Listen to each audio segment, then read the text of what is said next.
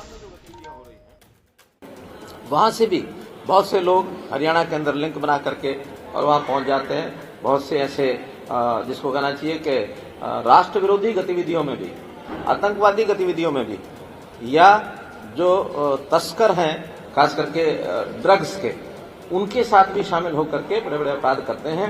ये जो बड़े गैंग, बड़े अपराध हैं, इनका दायरा, इनका व्याप जब कोई पकड़ा जाता तभी पता लगता, अन्यथा तो इतना अपने आप को सुरक्षित मान करके करते हैं जिसका मुकाबला करना कई बार पुलिस के लिए भी आसान नहीं होता। अब ये पुलिस को स्पेशल पावर जो दी गई हैं, केवल उनको थोड़ा कंट्रोल करने के लिए ये स्पेशल पावर आवश्यक थी, हमने दी है। कांग्रेस के सामने सब बातें जब बताई गई तो उन्होंने बाद में स्वीकार कर लिया कि हाँ ठीक है, इसको हम पास करने के लिए सहयोग करेंगे। एक मांग थी कि भी इसको कमेटी को, सिलेक्ट कमेटी को दे दिया जाए, क्योंकि ये 2 बार पहले भी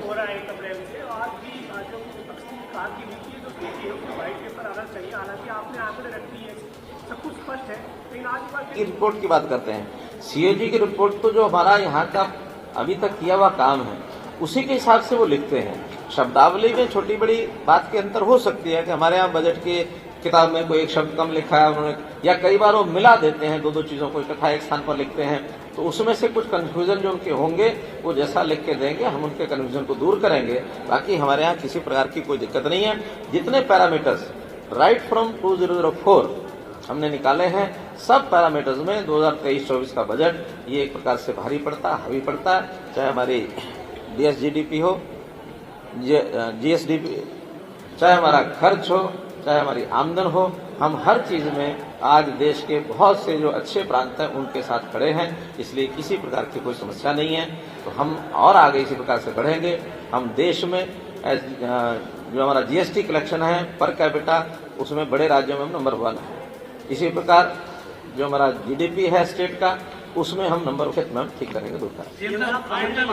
आज सदन में मुद्दा गुंजा, आज भी गुंजा, पहले भी गुंजा कि जो पंजाबी हैं उनको रिफ्यूजी, शरणार्थी कहा जाता है, उसके लिए कानून बनाया जाए, कोई सजा का प्रावधान किया जाए। तो सरकार इस बारे में सोच रही है, कोई कैबिनेट की बैठक में आगे लेके आया जा सकता है? देखिए, ये विषय वैसे तो जितना बहुत ज्यादा इसकी ग्रेविटी स्टार्टिंग में थी 1947 के तुरंत बाद, बहुत सालों तक हमने भी सुने ये शब्द, और खास करके ग्रामीण क्षेत्र में ज्यादा थे, शहरों में कम थे।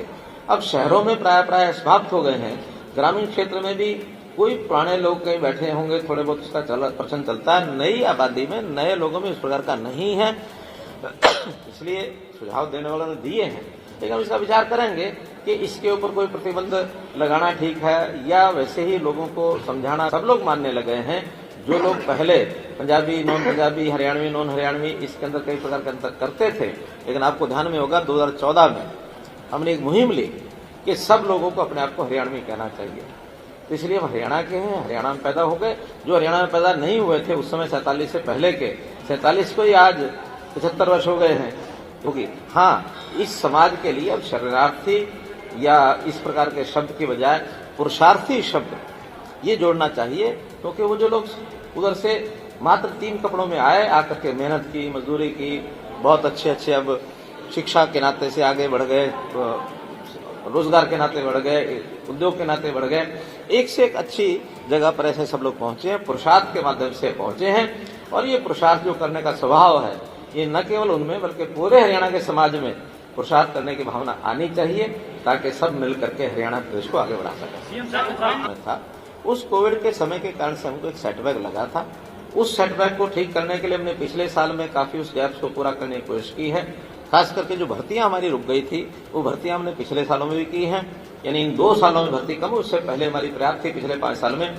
अब लगातार हमारी ग्रुप C की, D की और HPSC की जो भर्तियां हैं वो सब उसके एडवर्टाइजमेंट हो गए हैं, CET का एग्जाम हो गया। मुझे लगता है कि 50,000 से ज्यादा भर्तियां अगले 3-4-6 महीने में हो जाएंगी। तो हमारी मैन पावर पूरी होगी।